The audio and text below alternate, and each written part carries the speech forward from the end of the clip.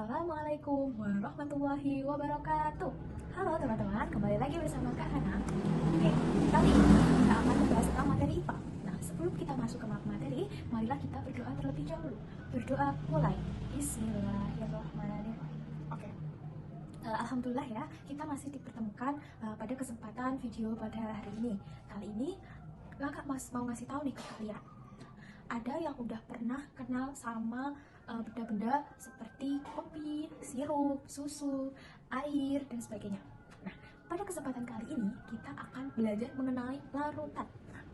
Sebelum kita belajar lebih lanjut mengenai larutan itu apa, ada satu hal yang harus kita tahu, yakni adalah materi. Nah, materi itu apa sih, Kak? Nah, materi itu adalah setiap objek atau segala sesuatu yang menempati ruang dan mempunyai massa.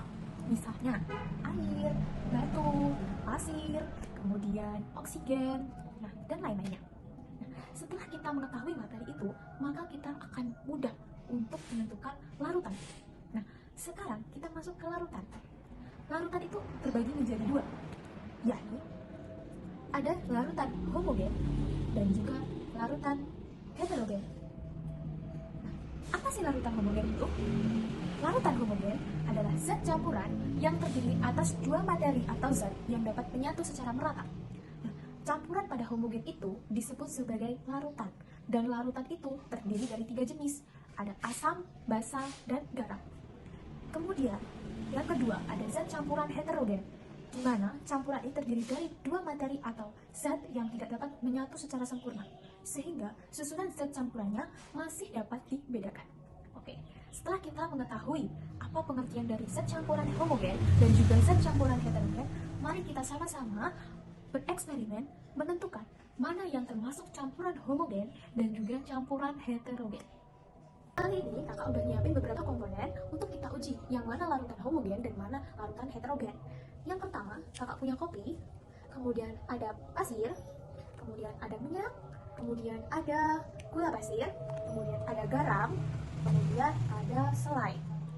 Oke, kita tuang semuanya ini air putih, kemudian nanti kita aduk dan kita diamkan sebentar, lalu kita cari mana larutan homogen dan mana larutan heterogen.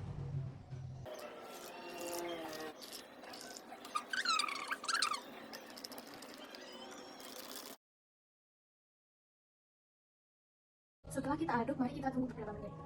A few moments later. Oke, setelah kita sudah menunggu beberapa menit, kita lihat mana campuran yang termasuk dengan homogen dan juga campuran larutan mana yang termasuk dengan heterogen. Oke, kita akan pilih acak dan kita akan bedakan bersama-sama ya. Yang pertama ada minyak. Jadi di dalam minyak ini dua komponen air dengan minyaknya itu tidak dapat menyatu. Maka kalau tidak dapat menyatu itu namanya adalah apa? Ya, larutan heterogen. Betul. Jadi dua zat campuran yang tidak dapat menyatu ini namanya adalah larutan heterogen. Kita taruh di sini. Kemudian yang kedua ada gula pasir. Ketika gula pasir dicampur dengan air, larutannya di sini terlihat larut dengan sempurna. Maka dengan begitu larutan air dengan gula disebut homogen.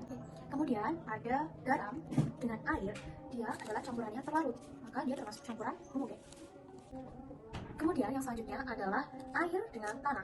Nah, kita bisa lihat ya di keduanya ini, air dengan tanah itu tidak dapat menyatu. Jadi dua zat ini atau larutan ini termasuk dengan campuran heterogen. Tetap sini. Kemudian yang ketiga ini ada selai ya.